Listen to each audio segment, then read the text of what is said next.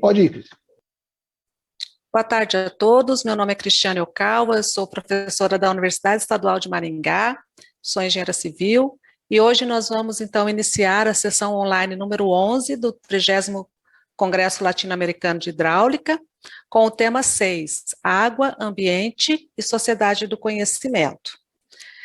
Para iniciar então, lembrando que as apresentações devem ter 5 minutos de duração, seguido de 2 minutos de perguntas, né?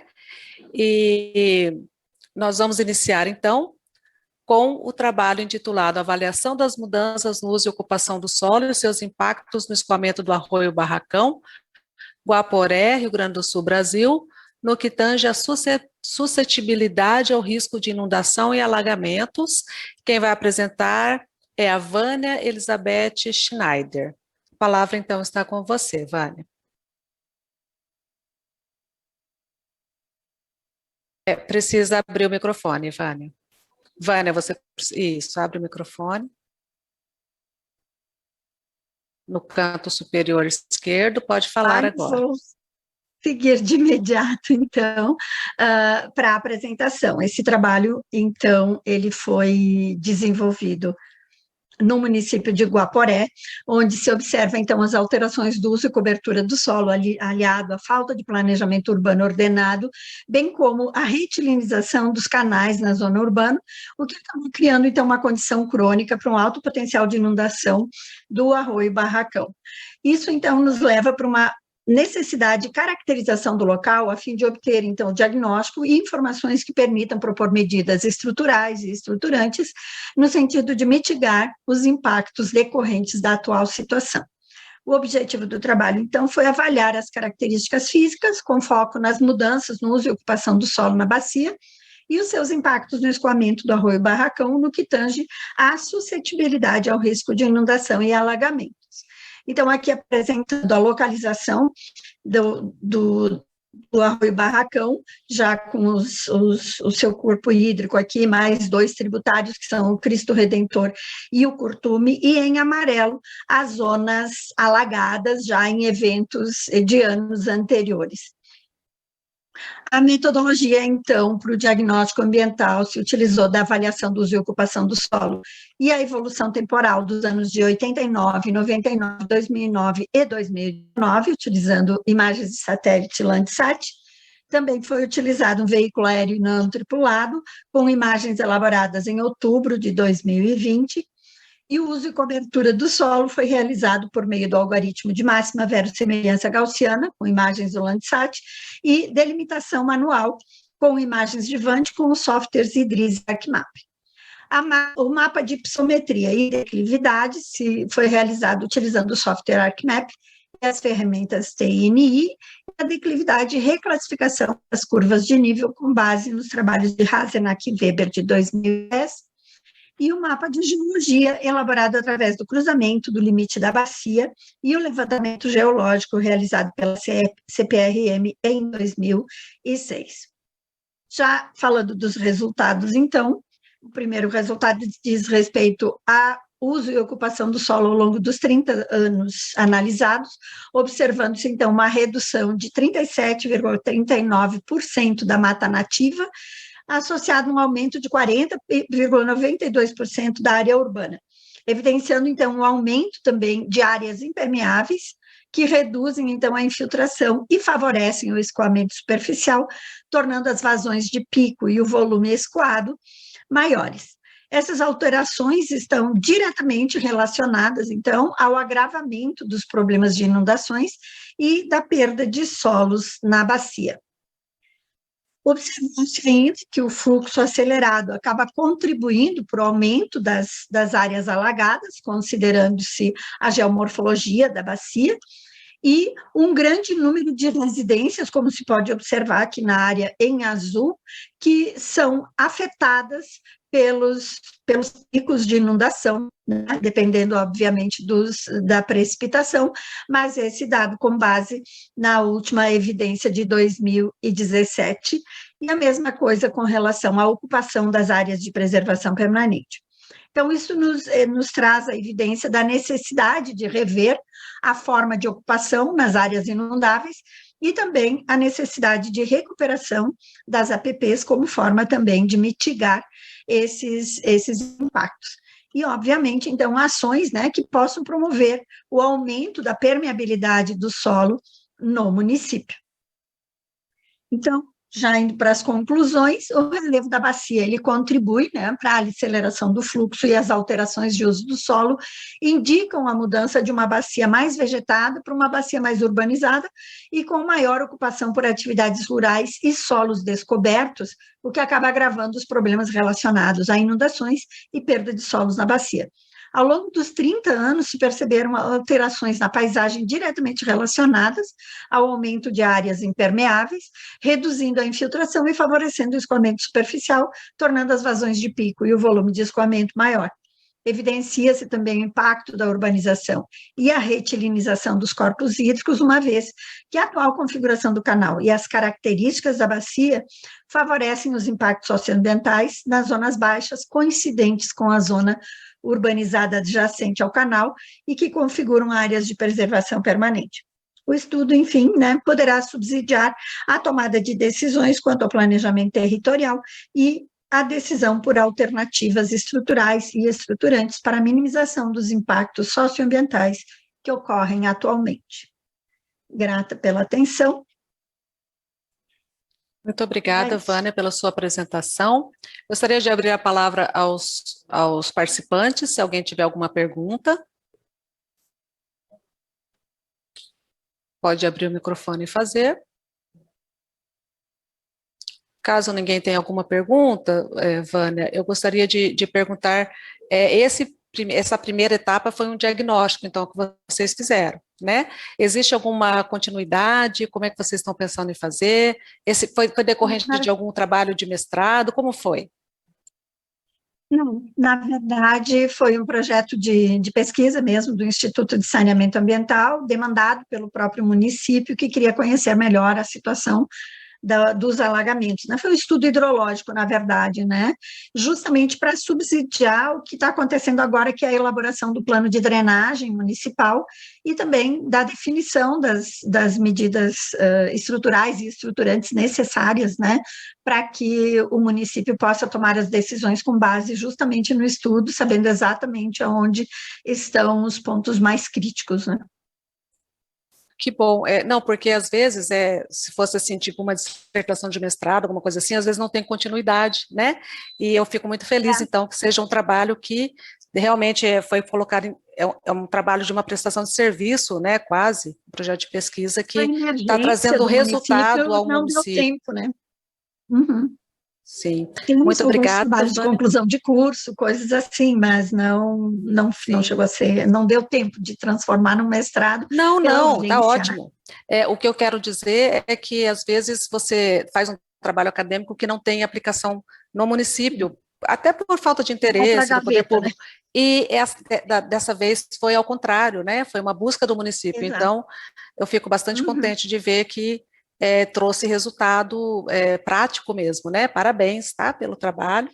Eu agradeço, então, pela sua apresentação. E aí nós vamos passar para o segundo trabalho, que é análise de risco social à inundação na cidade de Rio Branco, Acre. E a apresentadora é Andressa Nunes Calado. Andressa, se você quiser compartilhar sua tela. Eu vou colocar aqui para compartilhar só um pouquinho. Isso.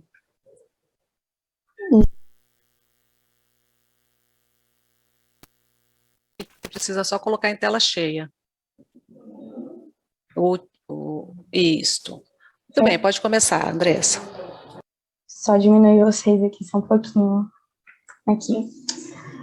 Boa tarde, o presente trabalho teve como objetivo realizar análise de risco social associada às corriqueiras inundações registradas na cidade de Rio Branco, localizada no Acre, que sofre frequentemente com as inundações no Rio Acre, pertencente à bacia do Rio Acre, na qual abrange inúmeras cidades e países como Brasil, Peru e Bolívia. E sabe-se que desde o surgimento da vida em sociedade, os desastres naturais, eles têm gerado impactos negativos para a humanidade, né? Sendo um deles a inundação, que na maioria das vezes ocorre devido ao desenvolvimento urbano desordenado. E, com base na análise dos dados pluviométricos e fluviométricos, pode-se identificar grandes eventos de inundação desde 1988, tendo no ano de 2015 uma das maiores inundações da história do estado, desabrigando inúmeras famílias e acarretando grandes prejuízos. E no ano de 2021, uma nova inundação de grande proporção ela foi registrada no estado, intensificando os problemas urbanos do estado que já vinha enfrentando situação de emergência pública, uma vez que encontrava-se em meio à pandemia do coronavírus, além de registrar surtos de dengue, expondo assim a vulnerabilidade social da população. Segundo os pesquisadores que foram norteadores para essa pesquisa, como Silva Júnior e Rebelo, o mapeamento de inundação ele é utilizado para planejamento de ações para amenizar os danos à inundação. E por meio desse mapeamento de inundação, juntamente com a análise de vulnerabilidade social, é possível realizar a análise de risco de cada região e utilizar essa informação para atuar preventivamente nas áreas suscetíveis às inundações na cidade, a fim de evitar transtornos socioeconômicos que tais eventos provocam. E aí, dessa forma, o presente estudo ele teve como objetivo realizar essa análise de risco social à inundação, tendo como principal objetivo a cidade de Rio Branco Acre. Bem, o artigo ele começou a partir do estudo da bacia hidrográfica, que foi realizado através das imagens de satélite, através de imagem da SRTM, que foram manipuladas em um software de geoprocessamento, que eu utilizei o QGIS. Também foi feita pesquisas de dados da população e dados hidrológicos, e os eventos de inundações analisados no município de Rio Branco, com base na mancha elaborada pela CPRM, e também foi realizado cálculos de vulnerabilidade. Em relação à análise de risco, ela se dá através das multiplicações, da multiplicação da ameaça e da vulnerabilidade social, resultando em um risco que ele pode ser classificado entre baixo, moderado ou alto. E para que possamos ter esse resultado, precisamos entender um pouco mais sobre a mancha de inundação e também entender sobre o cálculo de vulnerabilidade social, que se dá através da população total, da população em relação à educação, né, pessoas analfabetas, em relação à população também em relação à renda, que são pessoas ali abaixo da linha da pobreza, pessoas acima de 60 anos e também com idade ali entre 0 e 4 anos. Os elementos essenciais também são analisados e as unidades de resposta. Os elementos essenciais vulneráveis, eles representam elementos que garantem a evolução da sociedade. Logo, se houver muitos elementos essenciais inseridos em um setor afetado, a vulnerabilidade ela irá aumentar. Já na avaliação das URs, que são as unidades de resposta, a análise ela é produzida através da importância que esses elementos têm em obter respostas positivas em meio a um desastre, diminuindo assim a vulnerabilidade do local. Por esse motivo que os elementos essenciais vulneráveis nessa equação que mostrei, equação 2 de vulnerabilidade social, ela está com um sinal de mais, e as unidades de resposta estão com sinal ali de menos. Porque a gente, só explicando, a gente pode entender também que as unidades de resposta, elas podem estar servindo ali como abrigos, mas se a mesma for atingida, digamos, um abrigo menos ali para que as pessoas possam estar na época de uma inundação.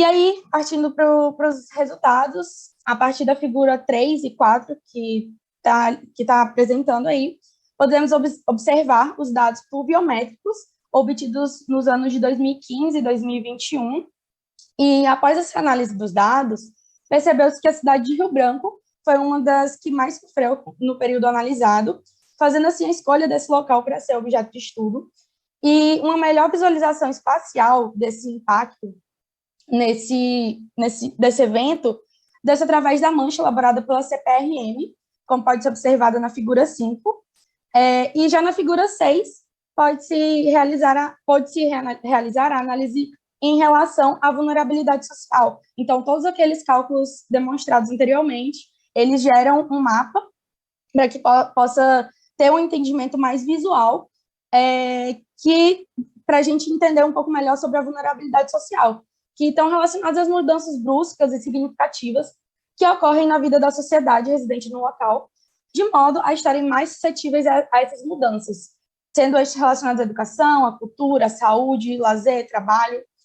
E, por fim, foi possível alcançar o principal objetivo desse estudo através da análise de risco de cada setor, partindo do estudo da ameaça com base na mancha de inundação e da aplicação das equações de vulnerabilidade, sendo possível observar na figura 7 que as regiões que apresentaram maiores riscos às inundações, de fato, são aquelas inseridas às margens do rio e que provavelmente correspondem ao leito de inundação do rio, de modo que não deveriam ter sido ocupadas ao longo dos anos. E os setores em vermelho apresentam alto risco às inundações, e em amarelo apresentam risco moderado, sendo possível observar a relação entre a vulnerabilidade e a ameaça em relação à quantidade de elementos essenciais e as unidades de resposta que cada setor apresenta. E tal risco caracteriza principalmente pela maior dificuldade de recuperação no caso de um possível desastre natural nessa região. Conforme o estudo, observa-se que nenhum setor apresentou classificação de baixo risco, devido à alta ameaça nas regiões analisadas, uma vez que todas as regiões que foram analisadas, elas estão inseridas dentro da mancha de inundação que foi produzida pela CPRM. E mesmo aqueles que apresentaram baixa vulnerabilidade, ao combinar com a alta ameaça, gerou aí um risco moderado a alto, conforme a classificação adotada. Além disso, através do entendimento das características físicas da bacia, percebeu-se que os setores escolhidos eles estão localizados em uma área relativamente baixa, topograficamente, né, como é exposto na figura 8, culminando no maior acúmulo de água, devido também ter maior contribuição do escoamento superficial, com base na disposição do relevo local. Como a gente pode ver, não é o local mais baixo da bacia, mas ele se encontra aí em uma declividade, né? E, por fim, esse trabalho ele é de suma importância, podendo sugerir, né, aos governantes que as áreas de risco elas sejam consideradas no plano de urbanização da cidade, sobretudo a intensificação da fiscalização e monitoramento pelos órgãos competentes, e, no mais, pode sugerir também a adoção de técnicas de controle na fonte do escoamento superficial, utilizando drenagem sustentável, na bacia como um todo, para reduzir os danos causados pelas inundações, bem como a conscientização também da população que ali reside. No mais, agradeço a todos que estão presentes aqui, e aqui meu e-mail, caso alguém tenha alguma dúvida e queira conversar mais sobre o assunto. Obrigada, Andressa, pela sua apresentação. Estourou um pouquinho o tempo, então nós vamos passar rapidamente para as perguntas. Pessoal, alguém quer comentar alguma coisa? Alguma pergunta? Andressa, eu tenho uma dúvida sobre aquelas equações que você colocou, que você pegou de algumas fontes, né? Foram feitas para a região, como é que isso foi construído? Você pegou essas fontes assim, né? Por que você usou esse método, né? Eu fico na dúvida porque, dependendo do que você considera ali, dá um resultado ou outro, né? Então, o que está por trás dessa concepção? Certo. Eu utilizei como base, em relação àquelas equações, o estudo de Silva Júnior, que ele fez essa mesma análise, mas só que utilizando o local de Alenquer, no Pará. E aí eu fiz essa adaptação para a minha área de estudo, porque ele utilizou no estudo dele os dados oficiais do IBGE e também fez um levantamento em campo.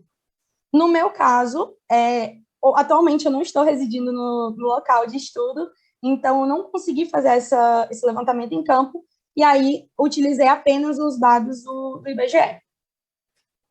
Tá bom, estou satisfeita. Pessoal, mais alguém quer fazer alguma colocação?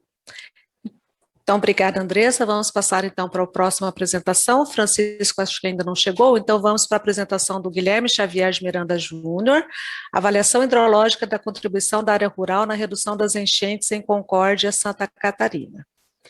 Guilherme, acho que está presente, né? Boa tarde, professora. Olá, Guilherme. Quer fazer o compartilhamento da sua apresentação? Sim, sim, sim. Ó, só um instantinho. Está compartilhado? Sim, já está aqui. Fique à vontade para começar. Opa, já está na primeira tela, professora? Só...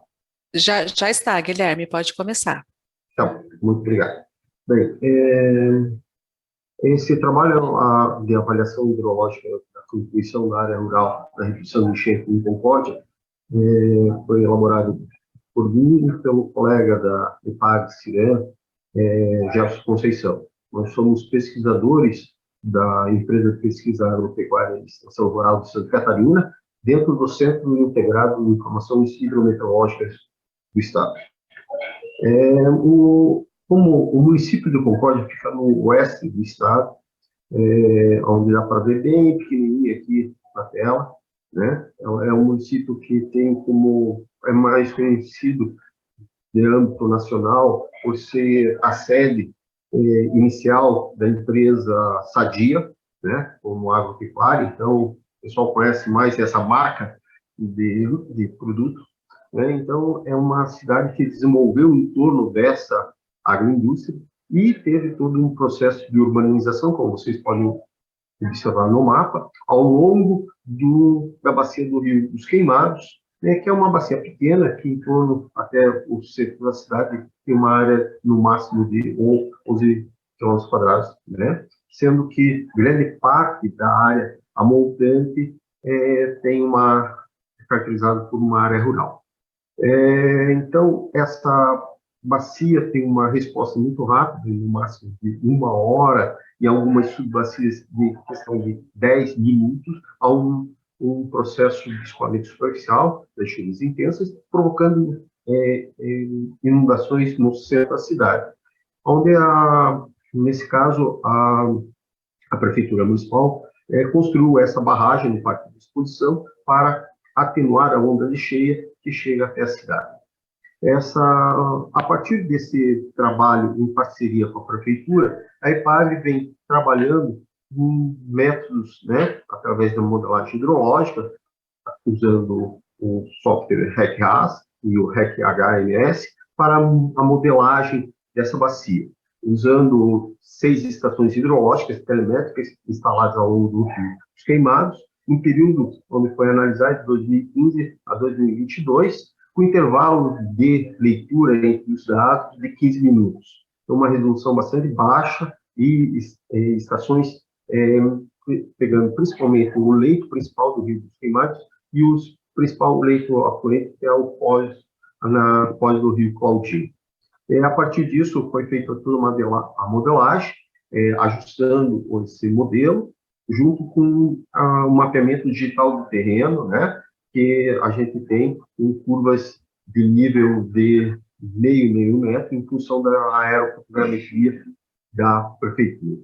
E a partir disso, foi possível ajustar esse modelo, tanto para o regime permanente quanto para o não permanente, para ir estabelecendo toda a planície de inundação no evento extremo de 2017, que foi mais significativo. Então, como resultado, a gente teve uma boa performance no modelo hidráulico, né? Tem toda a calha do rio modelada, onde a gente teve um R2 de 0,89, um RMS de 1,5 metros e um coeficiente de variação de 0,05, né? Comparando entre as cotas observadas e simuladas na ocasião. Além disso, foi feita toda a mancha de inundação, com a mancha de cheia, né, simulada e observada, e viu que essas diferenças foram em torno de 1 metro a 93 centímetros. Isso foi decorrente da modelagem do terreno, ainda há uma melhor ajuste, como falei, de metro em metro, e atualmente a Prefeitura Municipal está fazendo curvas de nível de 20 centímetros através do novo levantamento aerofotogramétrico da cidade. Além disso, então, foi simulado diferentes usos e ocupação do solo dessa área de montante na área rural, e a gente observou uma redução do volume escoado em torno de 30% a 40%, né, principalmente usando nos hidrogramas abaixo mostrados, uma redução dessa onda de cheia, principalmente na ocupação do solo, né, e principalmente a gente simulou 51 reservatórios que existem, açudes, a montante da barragem de contenção, que tem um volume possível a ser acumulado de até 26 mil metros cúbicos, ou com o aumento da sua crista, né, de meio metro, e se aumentar para 1 metro essas cristas desses açudes, a gente tem um volume de 53 mil metros cúbicos. Então, a gente viu essa comparação que a gente pode ter para melhorar a performance da retenção de água na área rural. Bem, como conclusão, a gente verificou que o problema pode ser minimizado em função da utilização desse artifício, de um planejamento rural dessa área agrícola, né, através do armazenamento dos açudes, desse volume de até 53 metros cúbicos, né, que pode ser minimizado a onda de cheia. Isso representa 21% da capacidade daquela barragem de contenção de cheia, bem significativo, e valorar esse trabalho que os agricultores venham a desenvolver através do pagamento de serviço ambiental da população urbana que se fosse atingida numa possível inundação. Então, é uma maneira de fazer uma valoração desse serviço ambiental a ser prestado, né? E isso está sendo tratado tanto a nível do Estado, mas a nível municipal, com os moradores do município de Concórdia, na área urbana. Bem, era isso, e agradecer principalmente à Prefeitura Municipal de Concórdia e agradecer à Secretaria, os técnicos da Secretaria Municipal de Urbanismo e Obras que proporcionaram e vem desenvolvendo esse trabalho em conjunto, em parceria com a EPAG. Era isso, professor. Obrigada, Guilherme, pela sua apresentação. Novamente abro a palavra para caso alguém queira. Vocês estão tão quietos hoje, né? Não está tendo participação dos demais participantes com perguntas, mas vocês fiquem à vontade, pessoal. Seria bastante interessante que um comentasse o trabalho do outro, né? Mesmo porque são trabalhos correlatos. Então, se alguém tiver alguma pergunta ou algum comentário para fazer para o Guilherme, eu deixo a palavra aberta aqui.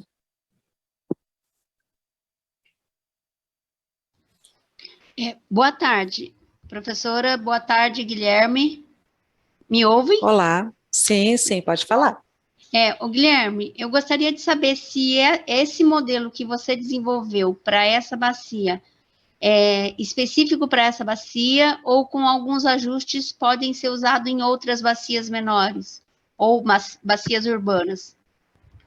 Eu diria que tem que ser adaptado, né? Nesse caso específico, porque tem uma condição muito específica da relação que a EPAG tem com os produtores rurais, né? A gente tem um processo de extensão rural muito forte na região e no município de Concórdia, e que isso vai de um processo de confiança que os produtores rurais têm em relação ao trabalho de extensão rural e que tem em relação a próprios trabalhos da empresa, tanto no aspecto de extensão rural e pesquisa, né? E essa confiança é adquirida ao longo do tempo, né? Um processo muito parecido aqui numa outra bacia, aqui no litoral de Santa Catarina, na bacia do Rio Pissarras, que a gente está tentando construir junto com os agricultores e a companhia de saneamento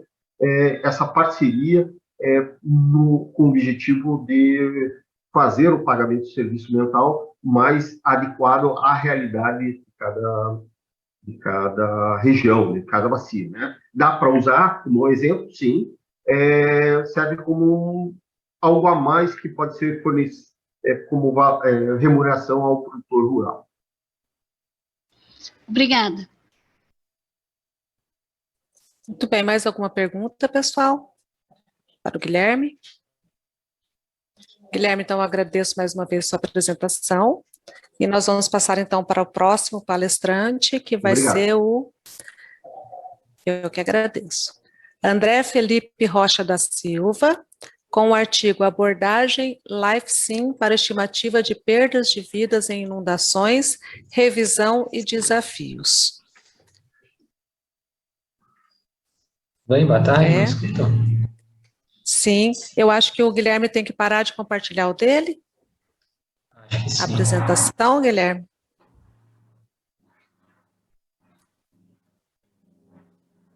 Tem que terminar para poder me liberar.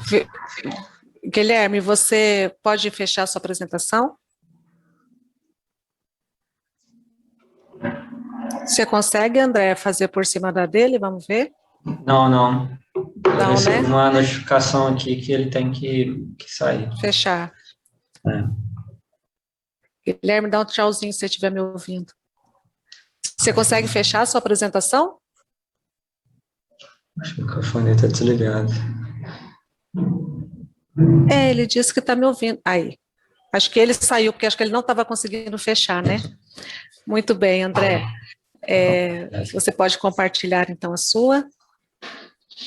Tá. Aí, estão vendo? Sim, agora é só deixar em tela cheia. Ótimo. Pode começar, André. Ok. Muito boa tarde, pessoal. Então, como já introduzido, eu vou apresentar o trabalho titulado Abordagem LifeSim para estimativa de perda de vidas em inundações.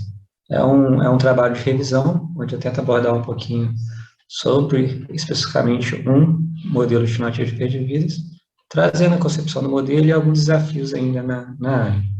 Esse trabalho foi desenvolvido por mim, em parceria com mais 2 colegas de um grupo de inundações que temos aqui na Universidade Federal de Minas Gerais. Então, só para contextualizar bem rapidamente mesmo, dentro dos milhares de eventos de desastres observados nas últimas décadas, a inundação tem uma parcela bem elevada.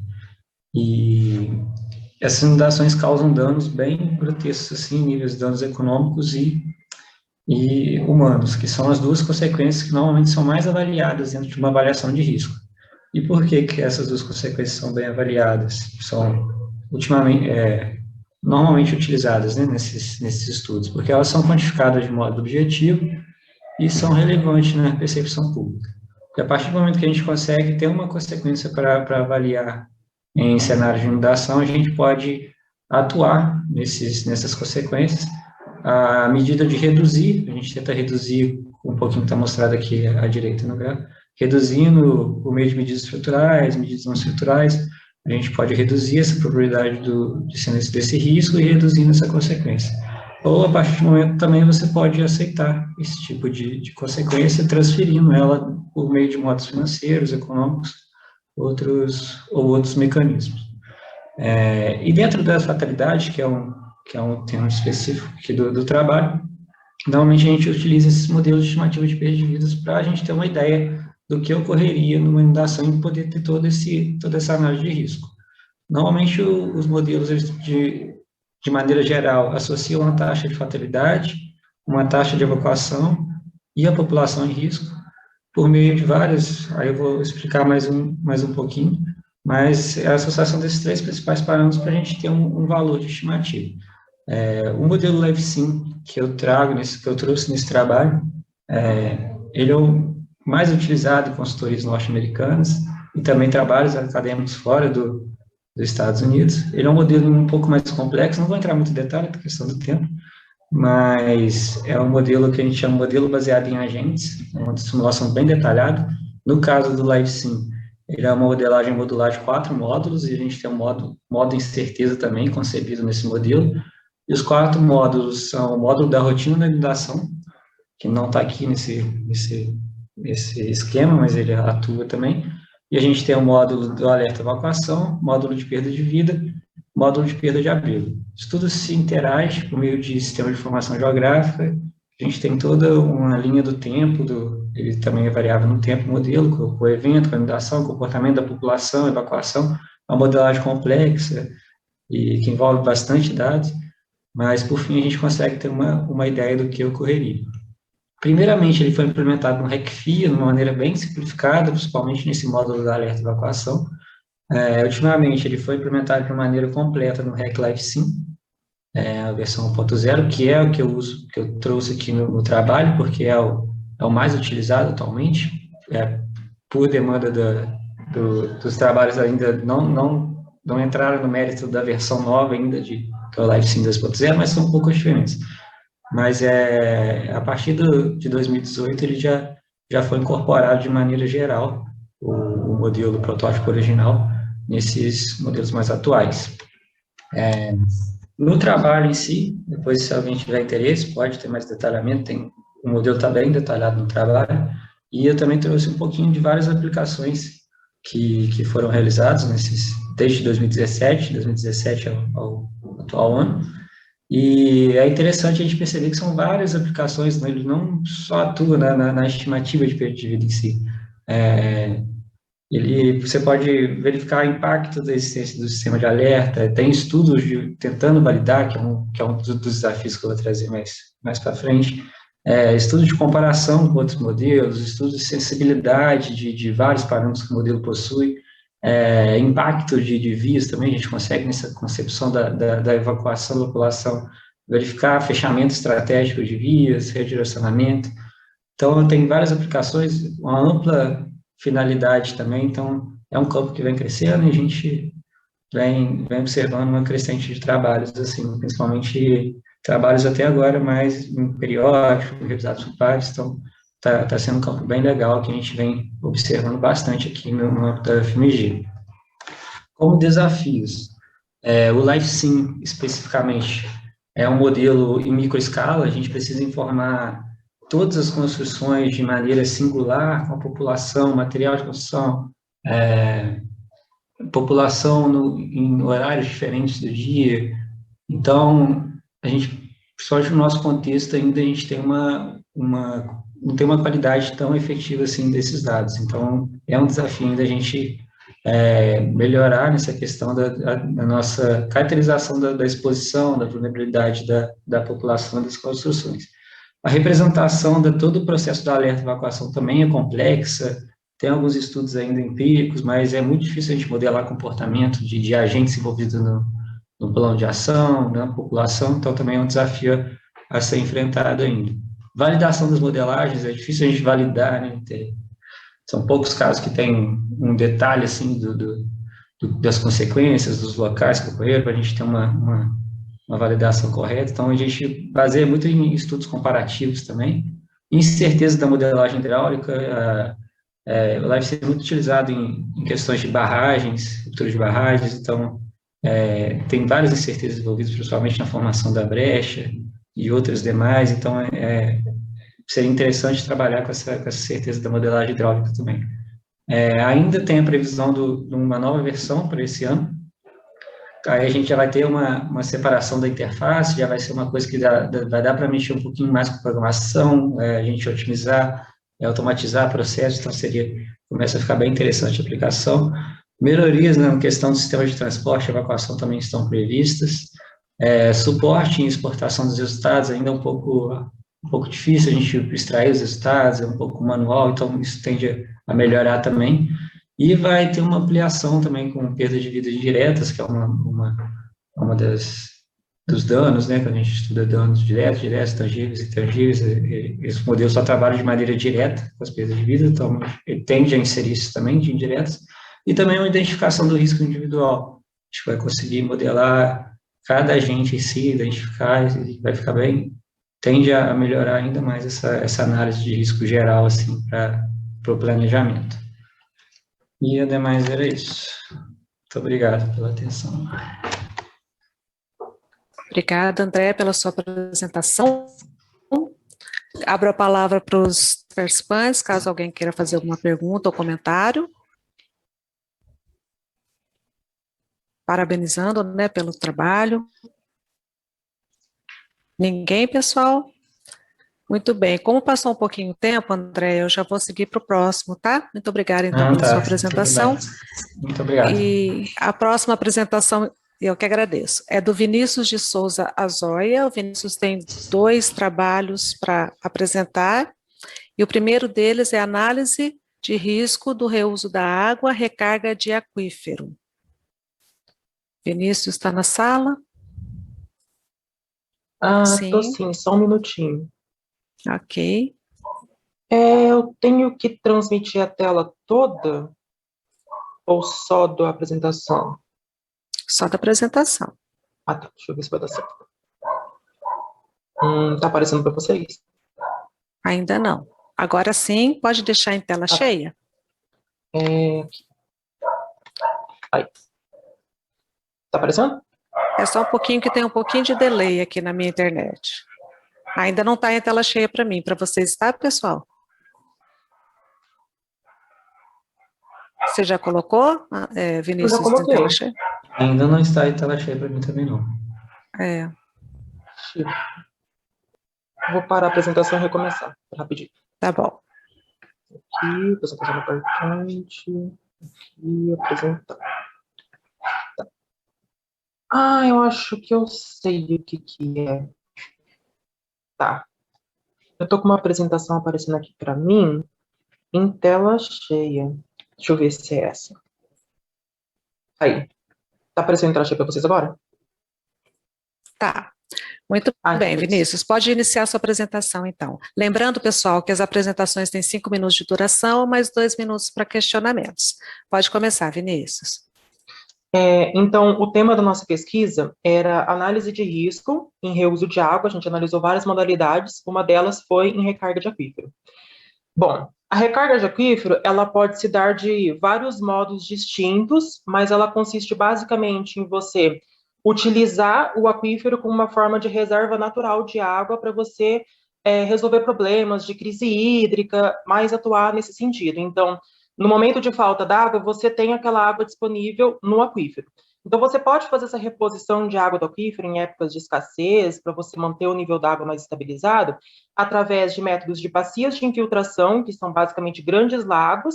Nesses lagos, você pode estar utilizando águas com padrão de potabilidade mais baixo, já com alguns contaminantes, porque essa água ela vai infiltrar no solo e, durante o processo de infiltração, ela já vai melhorando certos parâmetros. Os micro-organismos, eles se extinguem, vários parâmetros de potabilidade vão melhorando.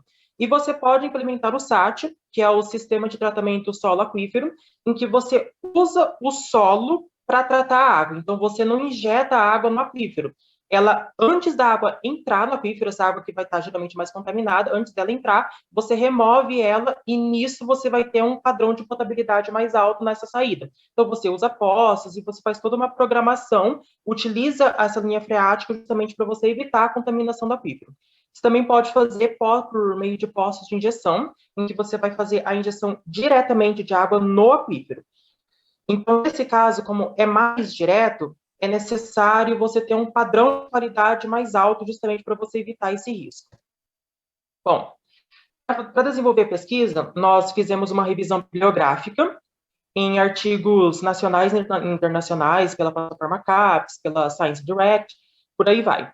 Daí nós fizemos uma matriz FOFA, que são forças, oportunidades, fraquezas e ameaças, e a partir dessa matriz FOFA que nós montamos através da revisão bibliográfica, nós identificamos os fatores de risco, elencamos os fatores de risco, e então montamos uma matriz de probabilidade e impacto, dando pontos para a probabilidade e para o impacto, e conforme o produto dessas pontuações, você vai ter ali os riscos que vão ser mais altos, os riscos que vão ser mais baixos ou insignificantes. Começando por bacias de infiltração, como você tem essa modalidade de você usar esses lagos, por assim dizer, para você injetar essa água no aquífero, posteriormente, a água ela vai passar para uma zona vadosa, que você não tem ali o aquífero de fato, uma zona que o solo não está saturado ainda, você tem a possibilidade de fazer uma parte do tratamento da água nesse volume. Então, os riscos que acabam ocorrendo são geralmente associados ao surgimento de superbactérias, devido à concentração subterapêutica de fármacos na água, e também o risco de contaminação do aquífero se você não implementar o SAT. Também tem risco de aumento na concentração de sais, sendo que no artigo nós apontamos o tratamento para cada um dos riscos. Infelizmente, acho que não vai dar tempo de apresentar. Dentre outros riscos, tem um risco aqui que acaba não sendo muito importante, mas que vai ser importante na próxima modalidade, que é a ocorrência de clogging ou comatação, que é quando os vazios do solo, eles vão ser entupidos pelos poluentes, os sólidos suspensos totais, que estão na água, eles vão entupindo os vazios do solo, e aí nisso você vai ter a perda de permeabilidade da sua camada de solo. Se você tem essa perda de permeabilidade, você perde a eficiência de todo o seu processo de tratamento ou seu processo de reposição de água do aquífero. Então, um cuidado especial deve ser dado justamente em poços de injeção. Porque como você tem um poço e você vai injetar essa água já em profundidade, se você tiver essa comatação nas paredes do poço mesmo, você não consegue remover essa camada de solo que ficou impermeável. Então, esse acaba se tornando um dos principais problemas nessa modalidade. Também pode acontecer contaminação do aquífero, nesse caso é mais provável de acontecer, só que como você tem esse problema do clogging, para não acontecer o clogging ou comatação, você já vai usar uma água com menos sólidos suspensos totais, que é justamente para evitar essa comatação, e nisso você já vai ter um padrão de potabilidade mais elevado, e vai evitar essa contaminação do aquífero. Então, esse risco, ele acaba sendo preponderante, mas ele deixa de ser tão significante quanto no caso da bacia de infiltração. Bom, os riscos, eles são extremamente variáveis entre as modalidades. Então, você pode usar o tratamento solo-aquífero para mitigar essa questão da contaminação do aquífero quando você usa bacia de sedimentação. E também, os pré-tratamentos que podem ser utilizados, eles vão ser diferentes entre as duas modalidades. Para a bacia de sedimentação, você pode usar um tratamento mais grosseiro, sem aqueles tratamentos mais avançados, para aumentar o padrão de potabilidade da água, enquanto que nos poços de injeção já é exigida uma água com um padrão de qualidade mais elevado. Por fim, eu gostaria de agradecer minha parceira de pesquisa, a Camila, e a minha orientadora, a professora Cláudia, e o meu orientador também, e a Débora, por ter ajudado na elaboração das figuras, e ao programa PIC-UEM pela oportunidade de desenvolver pesquisa. É isso, obrigada. Obrigada, Vinícius, pela sua apresentação. Alguém gostaria de fazer alguma pergunta para esse artigo, pessoal? Abro, então, para as perguntas. O Vinícius também é o nosso próximo apresentador, né? Então, eu vou deixar para fazer as perguntas ao final do segundo, que aí eu já pergunto tudo de uma vez, tá, Vinícius? Então, o próximo artigo é do Vinícius mesmo, intitulado Análise de Risco em Reuso de Água nas modalidades urbano não potável e direto potável. Pode começar, Vinícius. Vamos compartilhar. Isso, estou fechando as apresentações aqui.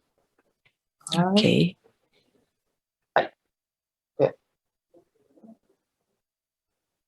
Eu abri errado, por um minutinho. Sem problemas. Aqui. Eu tinha aberto errado mesmo. Então, ambos os artigos são sobre risco de reuso da água, né? Análise de risco do reuso da água. Esse primeiro, recarga de aquífero, e o segundo, urbano não potável e direto potável. Eu acho que é aquele negócio mesmo de começar a apresentação e depois transmitir a tela, né? Isso. Eu tinha feito errado. Ela tem que estar aberta aí para você, né? Uhum. Sempre que eu fazia transmissão de tela, eu transmitia a tela inteira, então não sabia desse problema. Deixa eu ver se agora vai dar certo. Não está em tela cheia, mas eu estou vendo a apresentação. Deixa eu recomeçar de novo. Aqui, inteira. Aqui, agora aparece para mim. Que estranho. Tá aparecendo? Só um instante. Agora sim, Vinícius, pode começar a sua apresentação. Então, nesse segundo momento, nós continuamos essa análise de risco, só que dessa vez em reuso urbano, que pode ser mais direto, através de uso de água potável já, ou não potável. Vixe, o slide não está passando? Deixa eu ver. Não passou aqui. Passou. Isso. Apareceu? Tá. Então, Para implementar o reuso de água em ambiente urbano, você pode usar uma modalidade de reuso já aplicando essa água de forma potável, ou seja, a água dos efluentes, elas são recolhidas, são tratadas em uma estação de tratamento de água e depois já são diretamente inseridas no sistema de distribuição de água para consumo mesmo.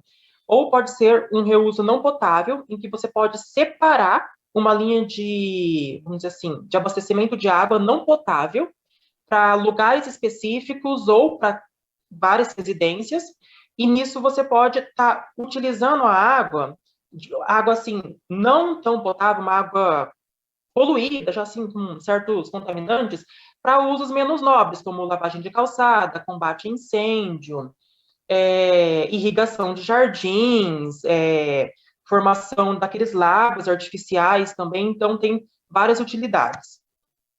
Bom, novamente, nós fizemos uma análise de risco baseada em revisão bibliográfica, consultamos de novo artigos nacionais e internacionais, nós identificamos os fatores de risco através dessa bibliografia, elaboramos uma matriz fofa, e da matriz, tiramos a matriz probabilidade e impacto para cada uma das modalidades.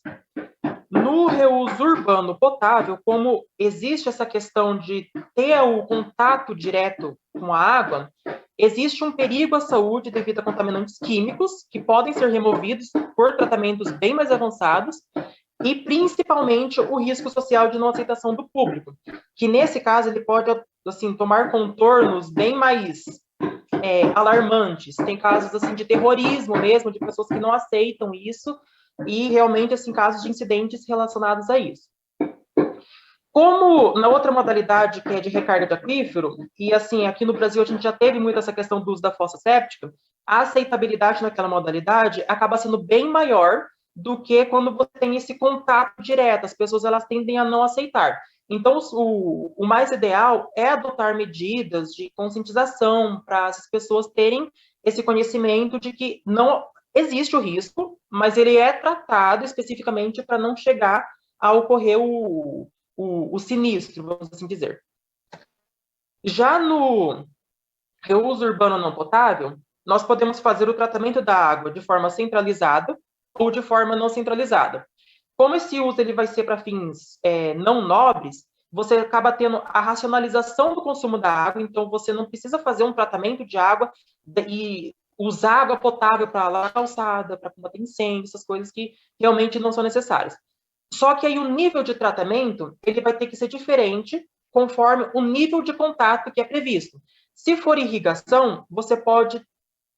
tá aparecendo uma mensagem para mim. Se for para irrigação, formação de lagos paisagísticos, ou coisas nesse sentido, você pode usar uma água um pouco menos tratada, mas você vai ter o risco ali na irrigação de formar aerossóis, e as pessoas que forem passar ali naquele ambiente, mesmo horas depois de ter sido feita essa irrigação, elas podem acabar se contaminando, elas podem ingerir, acabar inalando os contaminantes químicos e biológicos que ainda estiverem presentes no ar.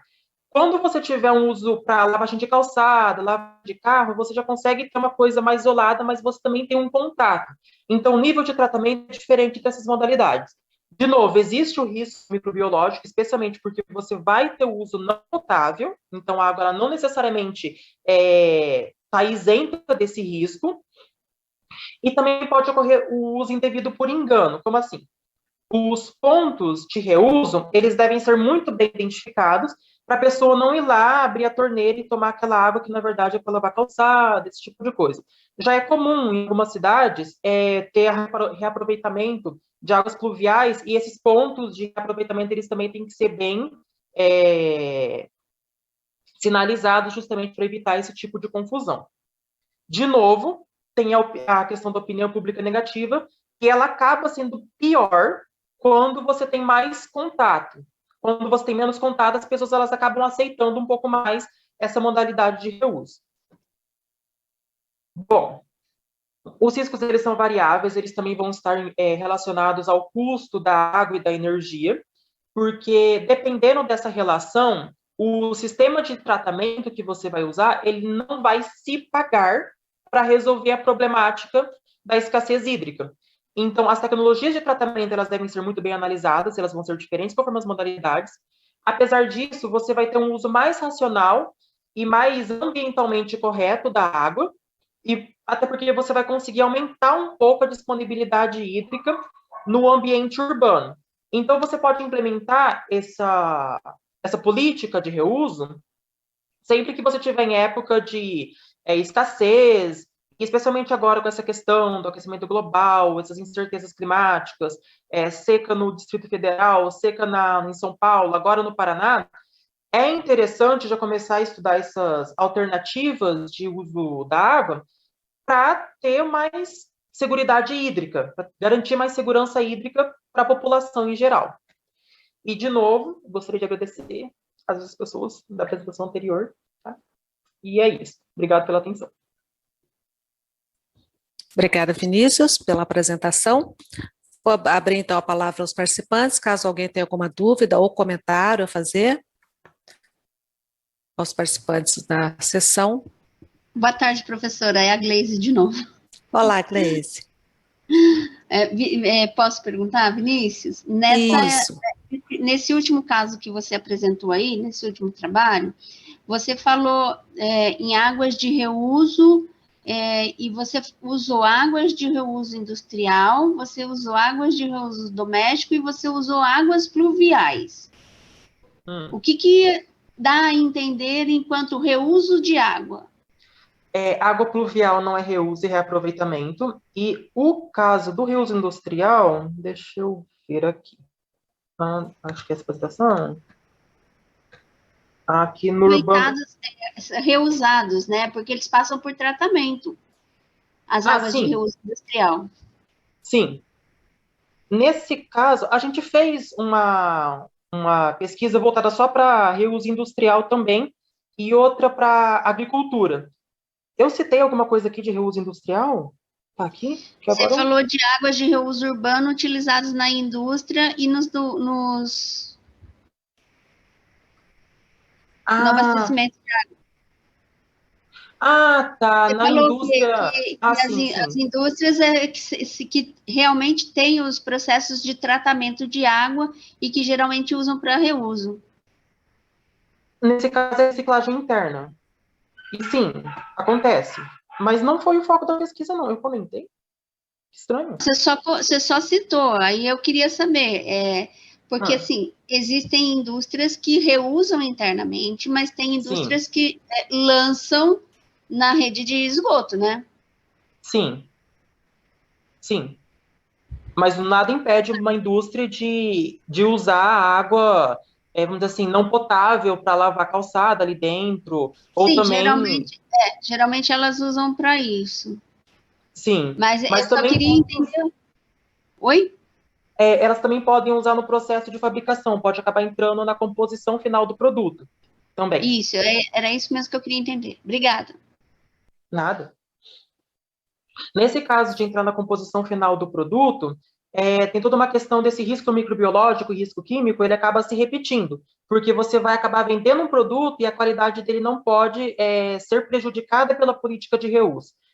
Então, de novo, tem aquela questão, tem que ser feito o tratamento do risco, desenvolver um sistema de barreiras múltiplas, mais nesse sentido. Muito bem, pessoal. Mais alguma pergunta? Muito bem, agradeço então ao Vinícius pelas apresentações. E nós vamos passar então para a próxima apresentação, que é da Juliana Maia Duarte, com o título Avanços na modelagem e simulação de sistemas de alerta e evacuação, com foco em inundações. Juliana já está na sala, compartilhando a tela, só deixar em tela cheia, Juliana. Estamos escutando, ainda não apareceu tela cheia para mim.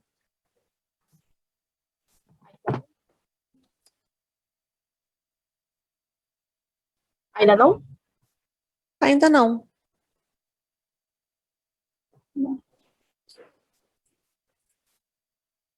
Para você está aparecendo tela cheia? Deixa eu compartilhar de novo.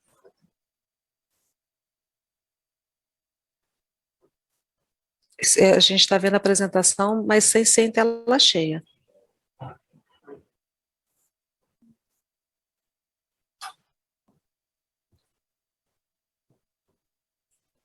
Talvez se você já deixar ela aberta.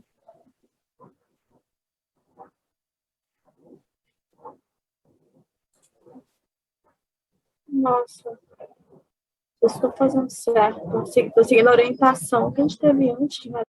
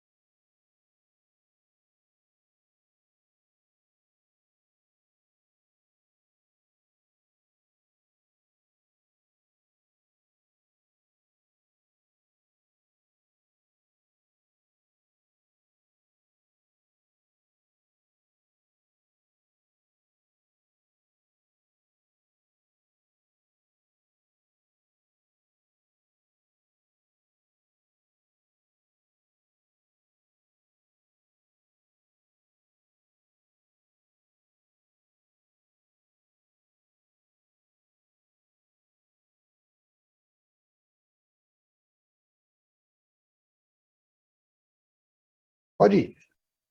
Muito bem, Juliana, Começar? pode iniciar a sua apresentação. Então, tá bom. Boa tarde, então, o ID da minha pesquisa é 704, eu vou falar um pouco sobre os avanços na modelagem e simulação de sistemas de alerta e evacuação, com foco em inundações. O trabalho, ele foi elaborado por mim, né, pelo André e o professor Juliano. Todos nós somos do Programa de Pós-Graduação em Saneamento, Meio Ambiente e Recursos Hídricos da Universidade Federal de Minas Gerais. Bom, introduzindo bem rapidamente, né, as inundações, elas são eventos que ocorrem no Brasil, no mundo, com danos materiais e imateriais que precisam de ações mitigadoras. No Brasil, tivemos eventos recentes de inundações naturais, na Bahia, em Petrópolis, Pernambuco, com um número grande de fatalidades.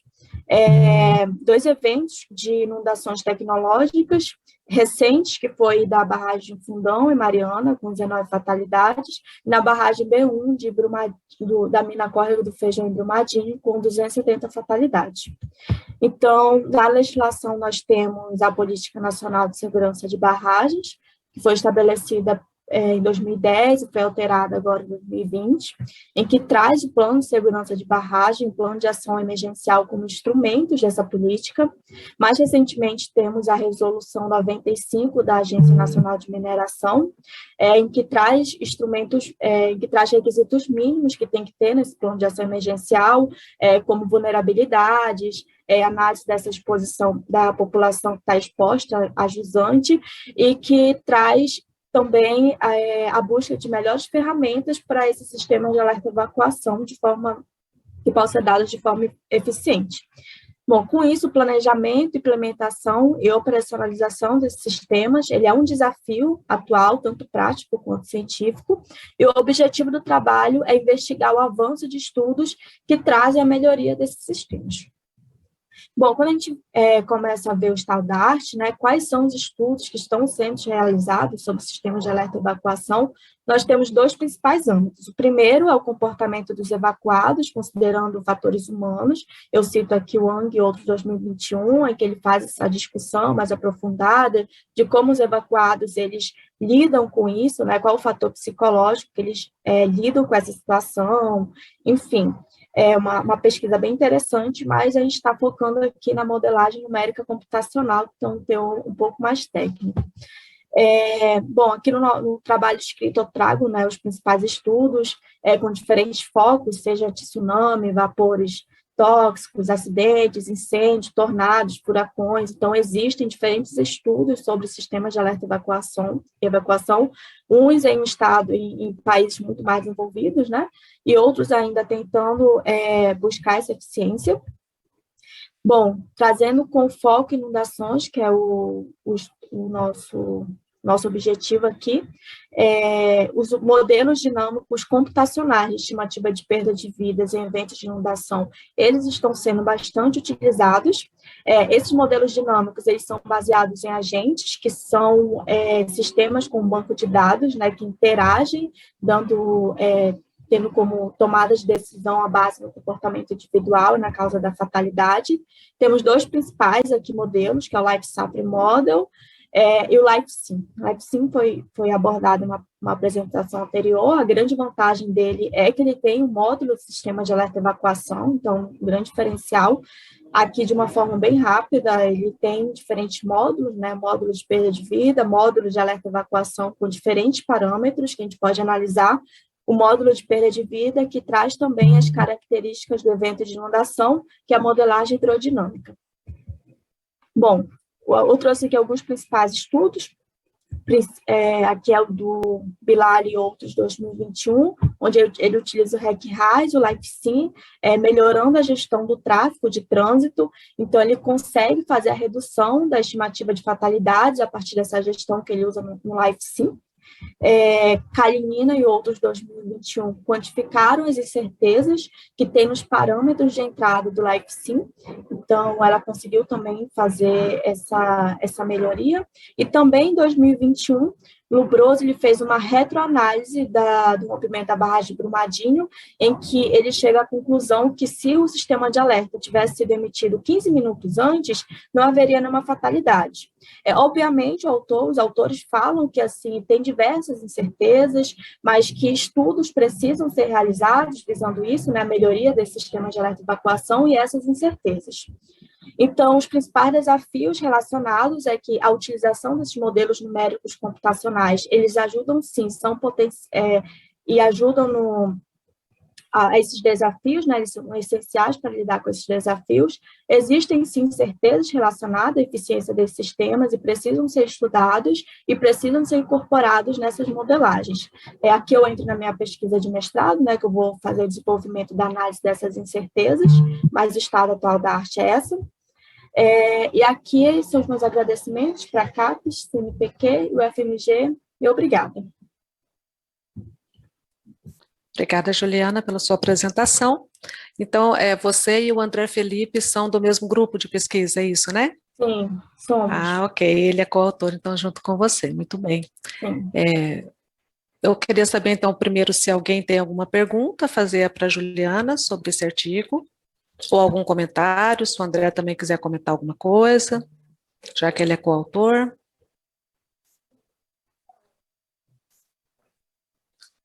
Não havendo perguntas, Juliana, você falou que no seu mestrado você vai falar sobre as incertezas, então você vai meio que preencher aí uma lacuna do conhecimento que existe, né? Você já tem noção de como é que você vai fazer isso, ou quais seriam algumas dessas incertezas? Já tem algum conhecimento sobre isso? Então, a gente vai usar um pouco da metodologia da Kalinina, que é um trabalho bem recente, né, de 2021, que ela usa o metamodelo para quantificar as incertezas no LifeSim. Então, a gente vai utilizar esse modelo para quantificar as incertezas dos sistemas de alerta e evacuação. Então, a gente vai usar um pouco do que a Kalinina desenvolveu e um pouco da conclusão do Lombroso, para poder avançar. A metodologia central mesmo é essa metamodelagem, que é que é utilizado próprio para quantificar as incertezas. Então, a gente vai fazer essa análise de incertezas e análise de sensibilidade global também, para entender quais parâmetros eles são ali fundamentais para reduzir o número de fatalidades nesse rompimento de barragens. Muito bacana. Mais alguém quer fazer alguma pergunta, pessoal? Muito bem. Então, agradeço mais uma vez, Juliana, pela sua apresentação, pela sua participação. E vamos passar, então, para a Franciele Covisi Costa, com o artigo Análise de evento extremo de precipitação no Ribeirão Reserva, no Triângulo Mineiro. Oi, Franciele.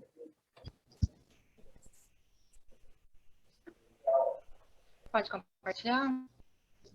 Sim, pode compartilhar, por favor.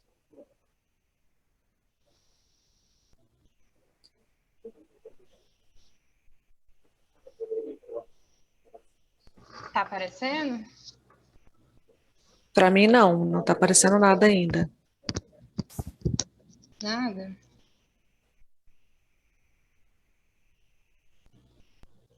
Vou tentar de novo.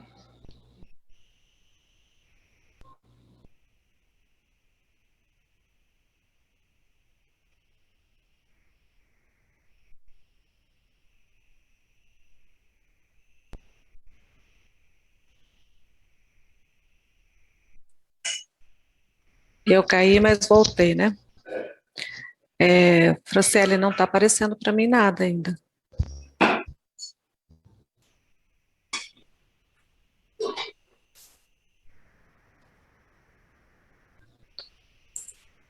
Isso.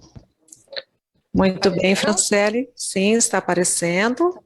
E você pode começar a sua apresentação. Então, boa tarde, eu sou a Franciele, sou mestranda do Prof. Água, campus Unesp de Ilha Solteira. Os autores são o professor doutor Fernando Tangerino, também da Unesp de Ilha Solteira, e a professora doutora Ana Carolina Vasque, da Unifei. Nosso trabalho é análise de eventos extremos de precipitação no Ribeirão Reserva, no Triângulo Mineiro. As mudanças climáticas associadas a eventos extremos de precipitação podem intensificar eventos de seca, podendo ocasionar alguns eventos de escassez hídricas. Por isso é importante a gestão de recursos hídricos para mitigar esses impactos e garantir a segurança hídrica. O objetivo desse estudo foi investigar eventos extremos de precipitação na bacia hidrográfica do Ribeirão Reserva. Ele fica em Minas Gerais, no Triângulo Mineiro. Sua foz fica no Rio Paranaíba, que é na divisa de Minas Gerais com Goiás. Materiais e métodos. Para as anomalias de precipitação de cheia e seca, foi construídos mapas a partir de imagens raster do Shippers, com um período de 30 anos. Os gráficos das séries históricas feitas no Excel foi da extração de dados do ERA 5. Para a temperatura, conseguimos um período de 40 anos e para a precipitação de 36 anos. O índice padronizado de precipitação usou o SPEI, versão 1.7. E os dados de entrada são precipitação mensal de 2011 a 2019. Esses dados são de uma estação pluviométrica de parceria com o IGAN e a ANA. Está dentro da área urbana de Limeira do Oeste, município que utiliza o manancial do Ribeirão Reserva como única opção de abastecimento público. A estimativa de recarga do aquífero utilizou a mesma estação pluviométrica do item anterior e os dados de nível de água.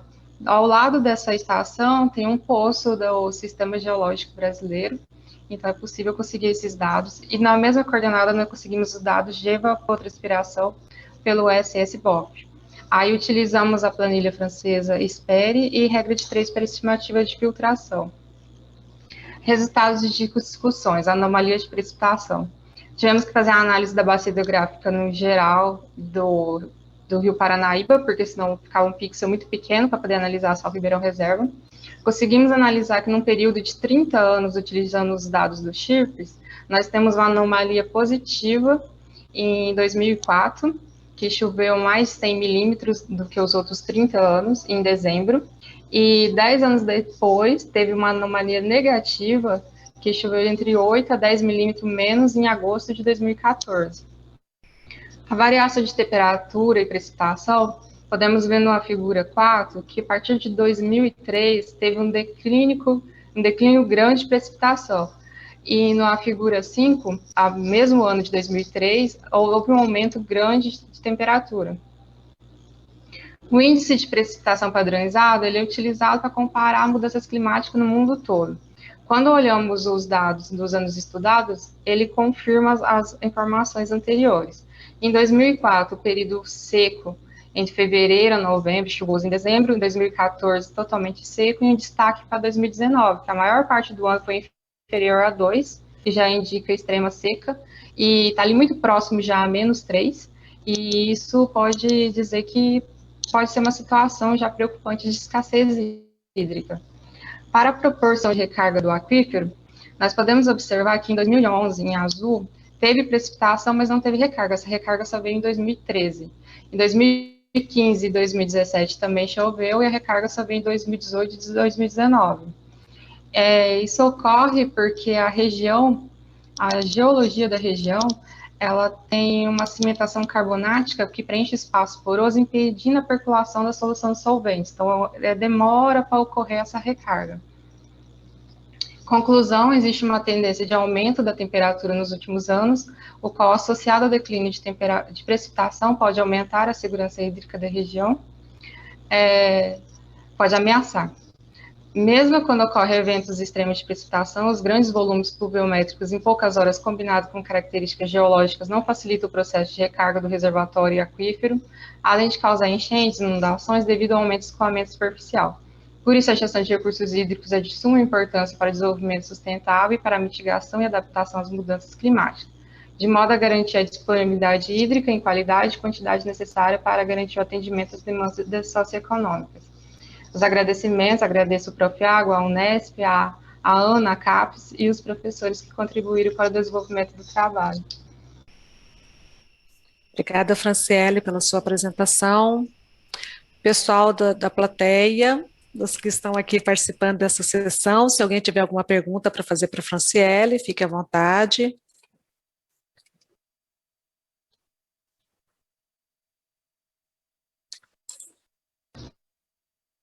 Franciele, cadê a Franciele? Ah, tá ali, tá. Ninguém quer fazer nenhuma pergunta, pessoal? Eu não tenho dúvidas também sobre o trabalho dela. Alguém quer fazer algum comentário?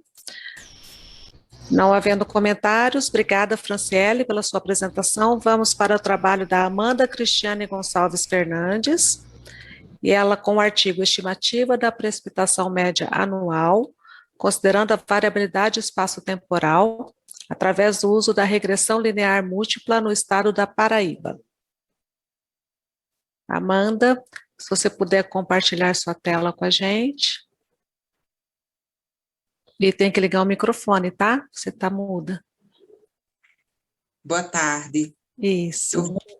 Eu gostaria de pedir a ajuda do pessoal da assistência técnica para passar os slides. Eu tive um probleminha no computador e vou ter que fazer a apresentação pelo celular.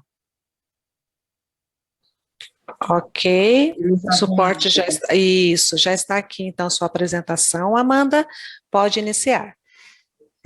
Vocês me ouvem bem, é? Sim, estamos escutando bem. Tá ok, então. Boa tarde, pessoal, sou Amanda Cristiane, né, aluna do doutorado da pós-graduação em Engenharia e Gestão de Recursos Naturais, da UFCG, de Campina Grande, Paraíba. Né? Eu e minha equipe, né, o meu grupo, a gente submeteu esse trabalho, um estudo, utilizando regressão linear múltipla no estado, para as 3 principais mesorregiões do estado da Paraíba. A nossa equipe sou eu, o meu orientador, professor Hugo Moraes de Alcântara, meu co-orientador, professor Camilo Alisson Simões de Farias, e o meu amigo, né, companheiro, Silene Fernandes de Oliveira Filho. Inicialmente, gostaria de passar, né, o estudo, ele visa tentar solucionar, né, apontamentos para o monitoramento e para a determinação do clima, principalmente numa região semiárida, que possui a variabilidade climática, né, ressalta a importância do monitoramento, da questão da precariedade dos dados, que muitas vezes possuem falhas, às vezes não estão completos, os próprios registros possuem problemas nesses registros, e aí estabelecer a aplicação de um método que possa construir um novo conjunto de dados a partir dos dados que se tem existentes. O objetivo principal desse trabalho é utilizar a ferramenta estatística de regressão múltipla para ajustar uma equação linear que relaciona os dados de precipitação média anual com as localizações de 145 postos pluviométricos em 3 principais mesorregiões do estado, que é a mesorregião da Borborema, Agreste Paraibano e Mata Paraibana. Próximo slide, por favor. Aqui é o mapa, né, contendo as 4 mesorregiões do estado da Paraíba, tendo em vista que, para o trabalho, foram utilizadas as 3 principais mesorregiões, que é o Agreste, a Borborema e a Mata Paraibana. Por que não foi utilizado o Sertão? O Sertão havia muitos problemas nos registros dos dados, e a gente utilizou os últimos 10 anos dos totais anuais pluviométricos. Esses dados foram disponibilizados pela ESA, que é um órgão que gerencia toda essa questão da gestão das águas e faz também um gerenciamento do banco de dados, e utilizamos essas 3 principais mesorregiões. Esses pontinhos que estão distribuídos é a distribuição dos postos pluviométricos, né, que foram utilizados, 145 no total. Próximo slide, por favor. E aqui o exemplo do modelo de regressão linear, né? A gente, a partir de uma regressão simples, a gente estabeleceu utilizar um modelo de regressão múltipla, utilizando o método dos mínimos quadrados como possível ajuste para os coeficientes de regressão, né? Próximo slide, por favor. Primeiro, a gente começou, em relação na discussão dos resultados, distribuir a quantidade dos postos, fazer uma análise descritiva. No Agreste Paraibano foram utilizados 70 postos pluviométricos, na Mata Paraibana 28 e na Borborema 47, né? Tem a média variando para o Agreste Paraibano 721,26 milímetros, a Mata Paraibana com um índice maior, né, pluviométrico, variando 1.370,24 milímetros, e a mesorregião da Borborema com 411,61 milímetros. O coeficiente de variação, né, para a gente entender um pouco mais dessa dispersão dos dados, para o Agreste Paraibano variou de 35,8%, na Mata Paraibana 27,74%, e na mesorregião da Borborema 20,49%. Pode passar, por favor. Aqui foi todos os resultados referentes à aplicação da regressão múltipla. A gente utilizou dados de georreferenciamento, né, e, como é que se diz, os totais anuais pluviométricos. O grau de correlação, que é o R2, ele deu 0,62, o que é considerado ainda por algumas literaturas de uma forma moderada, né, uma correlação do tipo moderada, não tão forte nem tão fraca, mas o que de fato responde à realidade do que a gente estava estudando da região, por ser uma região com uma alta variabilidade climática, né, região de semiárido. Então, a partir dos resultados da regressão múltipla, foram adquiridos os coeficientes para a obtenção da equação. Então, aqui vocês podem perceber, né, a equação que foi feita com os dados de latitude, longitude e altitude, né, os possíveis resultados que estão em alfa 1, alfa 2, alfa 3, e a gente estabeleceu essa equação como uma forma de determinação do clima para essa modelagem. Próximo slide, por favor. Aqui o gráfico de dispersão, né, dos dados observados. A gente fez uma relação entre os dados estimados para os dados observados. E é possível ver que, por conta do R2 também considerado moderado, é possível ver que alguns dados não estão tão correlacionados. Existe uma tendência de dispersão, não tão alta, mas que, de fato, fez com que esse ajuste, essa correlação, ela fosse considerada moderada e não tão forte. O próximo slide, por favor. Aqui, utilizando, depois que a gente fez uma análise dos erros, né, médios de precipitação anual, com a questão da dispersão dos dados, a gente interpolou esses dados e fez essa análise espacial dos erros médios percentuais para saber, por exemplo, sobre a estimativa ou subestimativa desses erros, né, das mesorregiões. E a gente obteve a seguinte conclusão. Pode passar o slide, por favor. Com o uso da ferramenta estatística de regressão múltipla, foi possível obter uma equação, né, que foi mostrada, linear, para estimar a média da precipitação anual em 3 principais mesorregiões do estado da Paraíba, mesmo observando que o banco de dados analisado possui uma alta variabilidade. Para as mesorregiões do Agreste Paraibano e da Borborema, respondendo ao gráfico anterior dos erros médios percentuais, o modelo superestimou os registros históricos. Mas para a região da Mata Paraibana, pelo alto índice também de precipitação, né, de milímetros, ela teve maiores alturas pluviométricas, o que para o modelo ele subestimou os registros históricos pluviométricos, né. Próximo slide é para agradecer, né, à Universidade Federal de Campina Grande, ao programa na qual eu estudo, que é o programa de Engenharia e Gestão de Recursos Naturais, ao mestrado profissional de Águas, do campus de Sumé, da Paraíba, também da UFCG, aos meus professores, a toda a equipe que construiu esse trabalho. Obrigada. Obrigada, Amanda, pela sua apresentação. Abro primeiro, então, a palavra aos participantes para fazer algum comentário ou pergunta. Amanda, eu gostaria de saber 2 coisas. Primeiro, você disse que você pegou 10 anos, né, de dados dos poços pluviométricos. Você fez isso por uma limitação de disponibilidade de dados ou por algum outro motivo, né? Qual foi o motivo de você pegar o recorte dos 10 anos? Porque eram os que possuíam o que eles estavam preenchidos, né?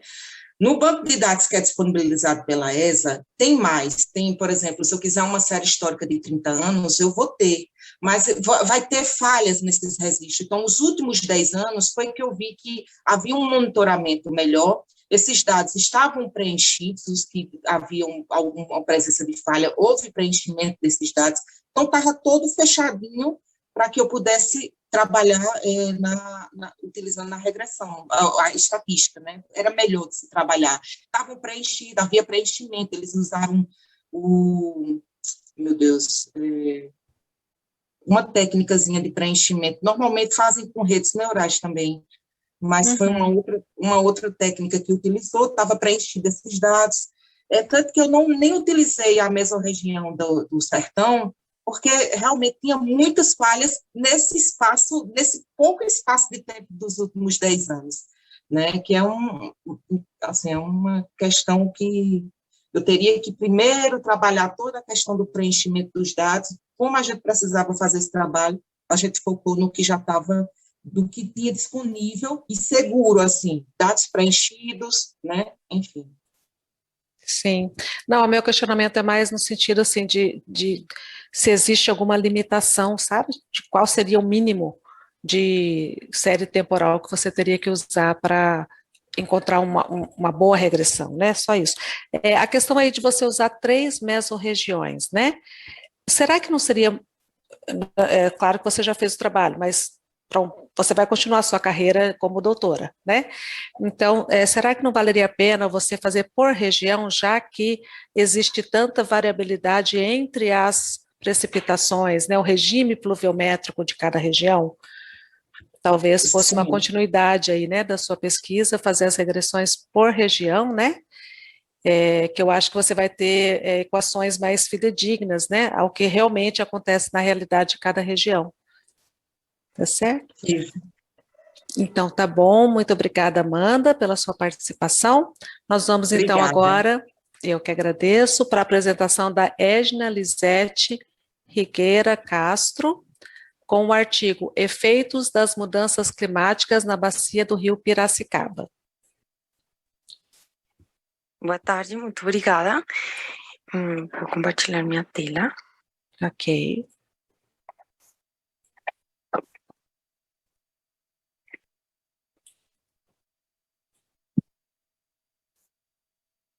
Muito bem, Lisete, nós já estamos vendo, tá? Pode iniciar a sua apresentação.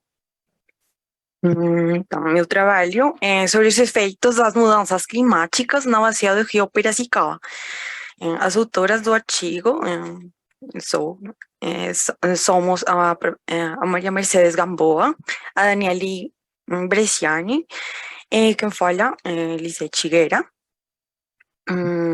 Então, este estudo teve como premissas que um dos impactos das mudanças climáticas é a alteração na ocorrência e severidade de secas e chuvas intensas.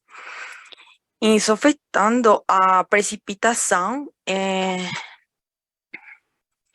e influindo na redução da na segurança hídrica e alimentar de milhões de pessoas no mundo. Especificamente, no caso brasileiro, a região sudeste do Brasil é propensa a eventos de secas e enchentes. E essa região contém uma bacia importante que representa os 5% do produto interno bruto, que é a bacia do rio Piracicaba, que abastece aproximadamente a 15 milhões de pessoas. Então, se plantea também a necessidade de fazer estudos de impactos de mudanças climáticas como um insumo para o planejamento dos recursos hídricos.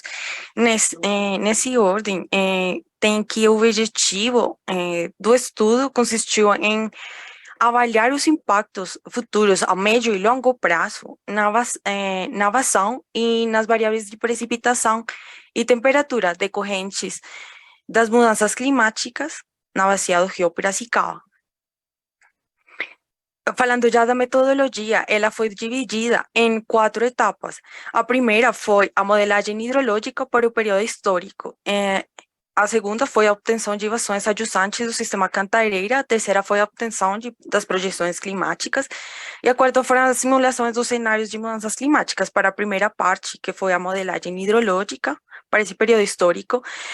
Foi a partir de uma reformulação do modelo hidrológico de Bresciani, da tese de Bresciani. A partir disso, foi atualizado o modelo com a obtenção dos dados para o período histórico desde 1979 até 2011. Estes dados foram obtidos a partir de uma estação meteorológica local da ESAC e dos dados do CFSR de reanálise. E a partir disso foi feita uma simulação no modelo hidrológico SWAT e a calibração e a validação no SWAT-CAP para os períodos de 1984 a 1999 e dos anos 2000 a 2011, respectivamente. Na segunda parte da metodologia, para a obtenção das vazões adjuntantes futuras do sistema Cantareira, foi feita uma simulação e delimitação do sistema Cantareira para obter as vazões naturais a montante deste sistema. E a partir disso foram feitos cálculos a partir da resolução ANADAR 925 de 2017. Essas regras de operação foram obtidas essas vazões futuras. E a terceira parte da metodologia foi a obtenção das projeções climáticas, que foi a seleção do modelo climático global mediante a ferramenta GCMVAL. Depois foram obtidos os dados climáticos do modelo selecionado e foram extraídos os dados utilizando Python. E finalmente foi feito um downscaling desses dados climáticos utilizando a técnica Quantile Mapping. E a última parte da metodologia foram inseridos estes dados das vazões futuras adjuntantes do sistema Cantareira, das projeções climáticas, e foram simulados no modelo SWAT para obter estes dados de vazão. Então, falando especificamente da área de estudo, a bacia do rio Piracicaba está localizada 90% no estado de São Paulo, 10% principalmente no estado de Minas Gerais.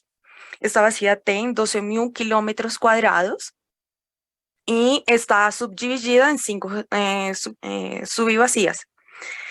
Os reservatórios do sistema Cantareira, 3 pertencem a essa bacia do rio Piracicaba, os quais são os reservatórios Jaguari e Jacareí, o reservatório Cachoeira e o reservatório Atibainha.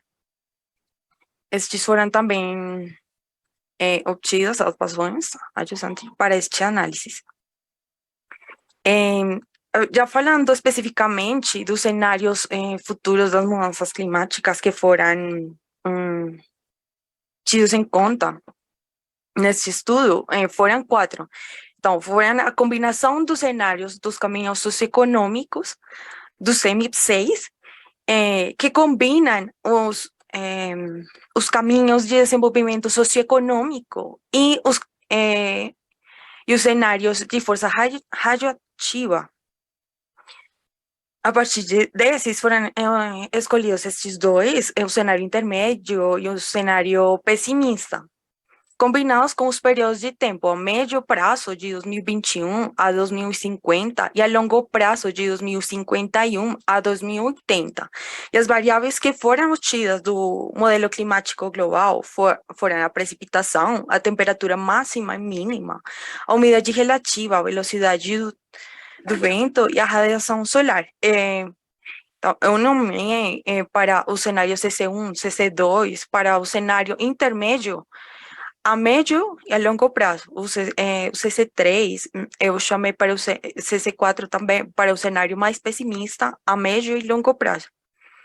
Já especificamente nos resultados para a primeira parte da metodologia, que foi a modelagem hidrológica para o período histórico, então, foram, a partir do hidrograma, foi observado que o modelo obteve resultados confiáveis a partir do número de Nash, o coeficiente de determinação e o percentagem bias. No gráfico também se pode avaliar que o intervalo de confiança na maioria dos dados está dentro com as bações observadas e as bações simuladas. No entanto, obteve-se uma subestimação nos anos 1991 a 1994 e nos anos 2001 a 2005. Já para as projeções climáticas das variáveis de precipitação e temperatura máxima e mínima, observa-se que a precipitação mensal, ela, especificamente pelo teste de Tukey, entre os cenários não teve uma diferença significativa. No entanto, foi observado que entre os cenários CC2 e CC4 houve uma maior variabilidade. Já especificamente na temperatura máxima e mínima mensal, foi observado que todos os cenários futuros das mudanças climáticas os dados foram maiores aos observados, aos históricos, como é observado nos gráficos. Também foi possível evidenciar que nos cenários CC2 e CC4, que são os cenários intermédio e pessimista a longo prazo, eles foram os que mais obtêm as maiores temperaturas, que são em linha verde e rosa, tiveram as maiores temperaturas máximas e mínimas. Já analisando o comportamento da mensal futura no escritório da bacia do rio Piracicaba, para estes 4 cenários futuros de mudanças climáticas, obteve-se que nos cenários a longo prazo tiveram valores superiores aos históricos máximos, como é possível observar no gráfico, e também mínimos, inferiores aos históricos registrados.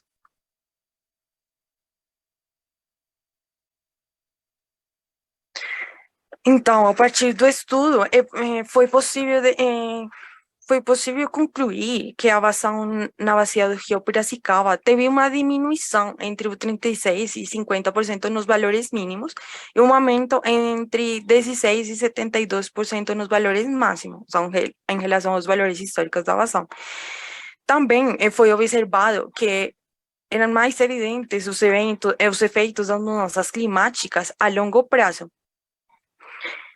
E esses estudos de mudanças climáticas são essenciais para entender a mitigação e a adaptabilidade às mudanças climáticas e também para o planejamento dos recursos hídricos e da segurança hídrica futura. Muito obrigada. Obrigada pela sua apresentação, Edna. Vou abrir, então, primeiro a palavra para os participantes, caso alguém tenha alguma pergunta ou comentário para fazer para a Edna. Enquanto o pessoal vai se manifestando aí, eu gostaria, Edna, de perguntar por que os dados terminaram em 2011, se as maiores crises do estado de São Paulo começaram em 2014, né? Quer dizer, os dados não pegam esses últimos 10 anos, né?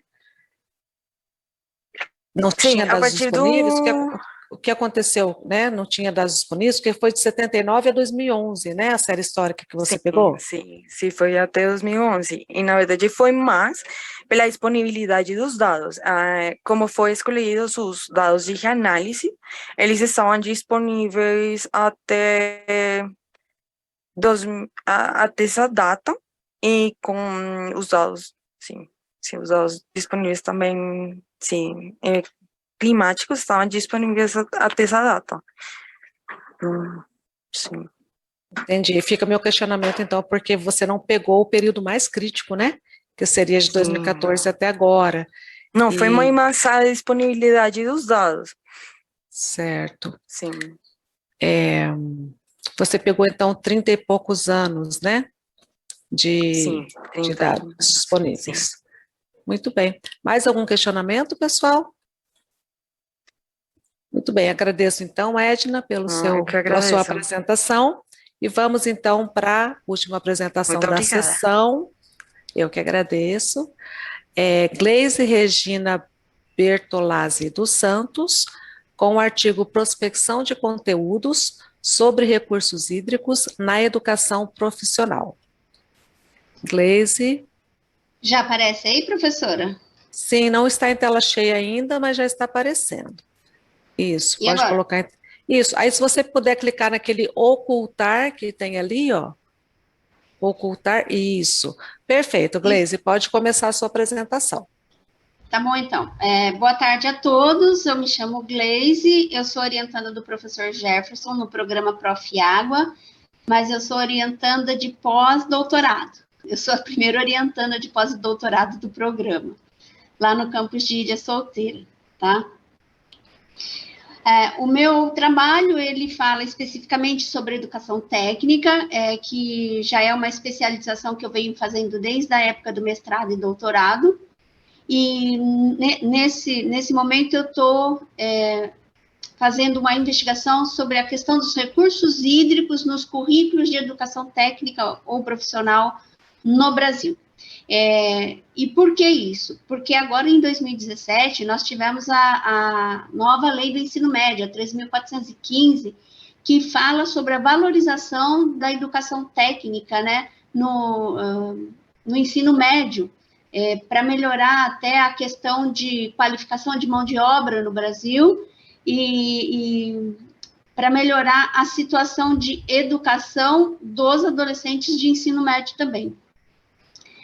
Esse trabalho, ele tem objetivo, então, de avaliar as abordagens dos currículos de formação técnica, discutir as convergências ou divergências entre os currículos federal e estadual. E por que federal e estadual? Porque estou trabalhando, né, com escolas públicas, federal e estaduais, tá?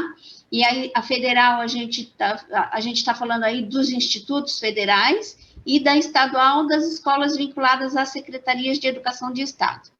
E investigar os temas como disponibilidade de água, utilização e gestão de recursos hídricos e demandas necessárias desses recursos aos setores produtivo e ambiental. Ou seja, o que aparece desses temas nos currículos de formação técnica para a formação de um profissional ideal para o mercado de trabalho.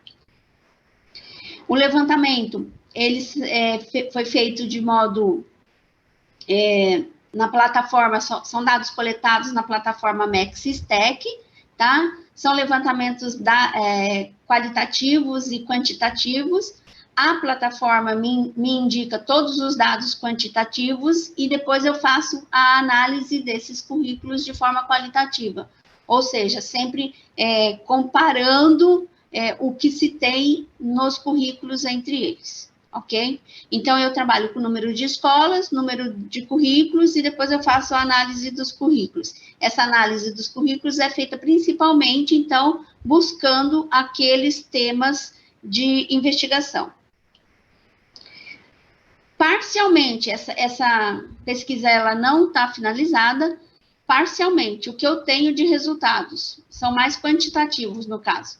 Dos institutos federais, foram mapeadas 137 unidades escolares, nessas 137 unidades escolares, apresentou-se 252 disciplinas oferecidas, aonde eu encontro os temas relacionados aos recursos hídricos.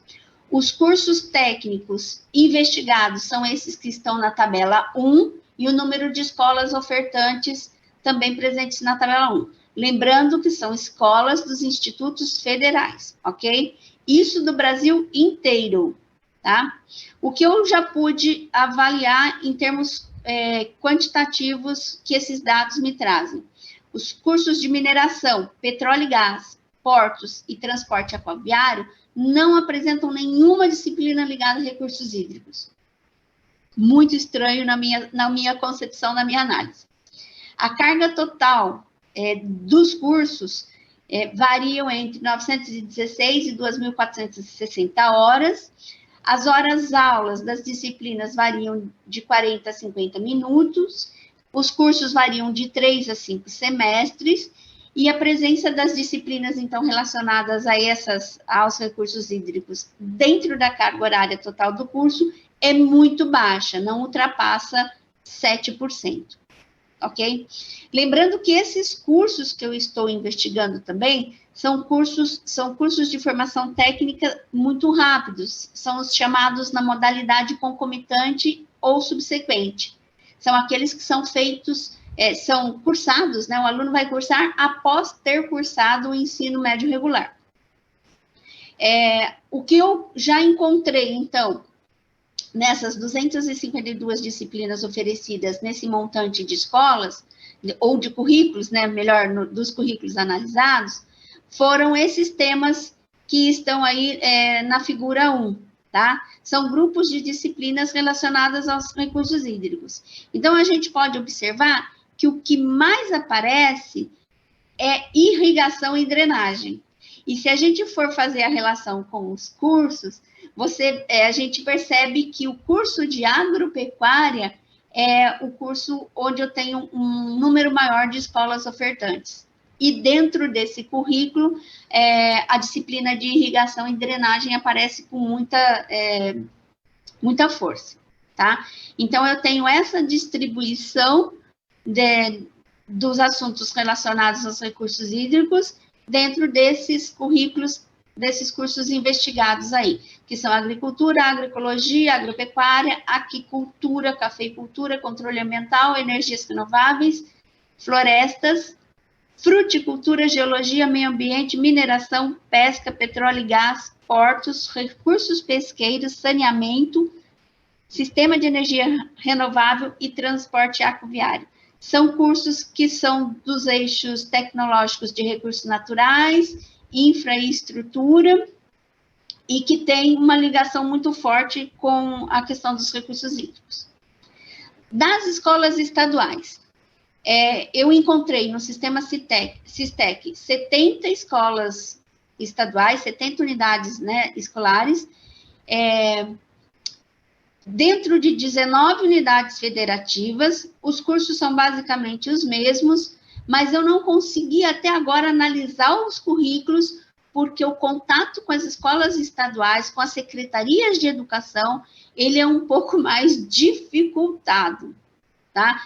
E é dificultado porque você não tem nada em site, especificamente em termos de disponibilidade de plano de curso, e você tem que fazer uma vinculação com pessoas dentro das secretarias, pedir por ofício, eles retornarem, e está sendo um pouco complicado isso aí, mas eu vou conseguir, eu sei que eu vou conseguir. Especificamente o estado de São Paulo. O estado de São Paulo é muito fácil. O estado de São Paulo é o único estado que tem um sistema de educação técnica profissional independente da Secretaria da Educação, que é o Centro Paula Souza. Ele é responsável por 232 ETECs, né, as escolas técnicas estaduais. Dentro desse ambiente, desse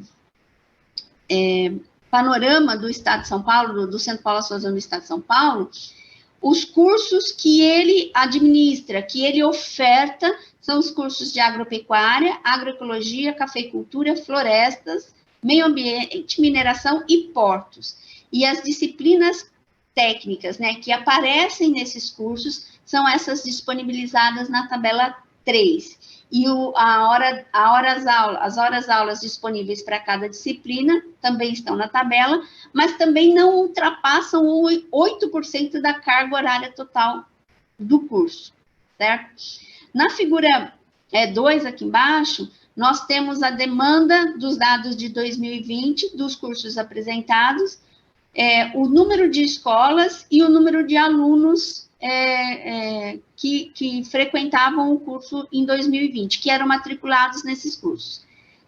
Para vocês terem uma ideia, esses 1.059 alunos correspondem a 24 unidades, 24 ETECs que ofertam o curso de meio ambiente, na modalidade CS. Porque a gente tem que lembrar também que a 13.415, ela fala muito em ensino integrado, né? Ensino médio integrado ao técnico, que é aquele ensino que o aluno fica o dia todo na escola. Não é essa modalidade que eu estou investigando, tá? São só os cursos técnicos que a gente chama mesmo. Bom, conclusão. Até agora, o que eu consegui tirar de conclusão? A formação dos egressos é muito deficiente quando se trata de gestão e regulação dos recursos hídricos nas áreas de conhecimento de formação. Os planos de cursos não atendem à moção do Conselho Nacional de Recursos Hídricos 57 de 2010, que recomenda a prioridade de investimento em ciência e tecnologia para ampliar o conhecimento científico sobre o ciclo hidrológico e suas alterações em função do uso e ocupação do solo. Para os institutos federais, os planos de curso possuem uma identidade maior com a localização das unidades escolares. Por que isso? Porque os IFs, os institutos federais, eles dão liberdade para cada unidade escolar elaborar o seu plano de curso. É diferente, por exemplo, do Centro Paula Souza, que ele elabora o plano de curso para o estado de São Paulo inteiro, e todas as escolas, por exemplo, que lecionam meio ambiente, que ofertam meio ambiente, vão seguir o mesmo plano de curso, tá? O IF do Amazonas mantém um plano de curso igualitário para todos os cursos técnicos, independente dos campos que ofertam.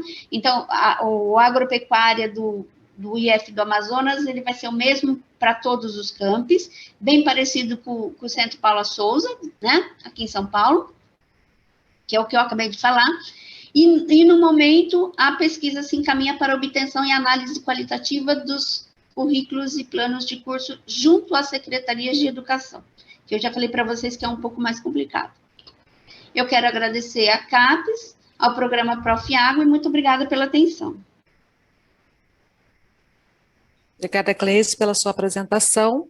Achei bastante interessante, né? Você deve ter tido bastante trabalho para olhar todos esses currículos e tal. Você usou alguma ferramenta para te ajudar nisso, Cleice?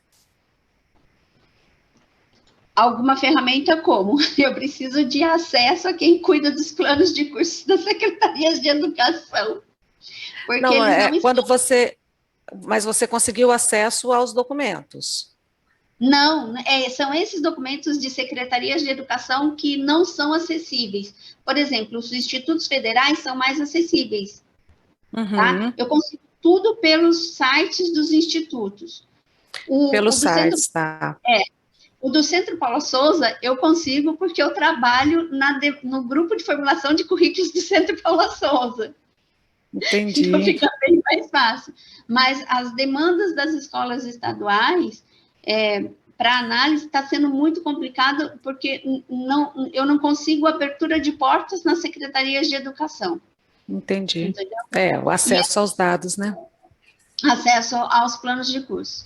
E assim, eu acredito que sejam, que existam até mais do que 70 unidades de secretarias de educação ofertando ensino profissional no Brasil. É que pelo sistema SISTEC, eu só consegui dados de somente 70 unidades, distribuída em 19 estados. Então, é com esse dado que eu vou trabalhar. Tá certo. Muito bem, muito obrigada, Gleice, pela sua apresentação. E assim, pessoal, nós finalizamos essa sessão online, né, sessão online número 11, de Água, Gestão e Sociedade do Conhecimento. Eu agradeço a todos os participantes e desejo a todos, então, uma boa tarde, né, e nós nos vemos no congresso para aqueles... A Juliana levantou a mão, Juliana? Ah, não, acho que ela só está dando um tchauzinho, né? Muito bem, pessoal, então até a próxima oportunidade, desejo a todos, desejo a todos um bom final de tarde. Muito obrigada.